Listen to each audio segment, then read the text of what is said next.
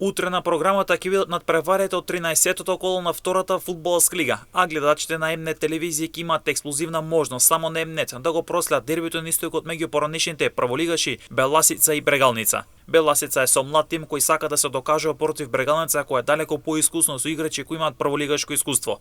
Сините на Трајче Сенев како фаворити патуваат во Струмица за девето славје, во однос на Струмичне кои атакуваат на четврти сезонски триумф.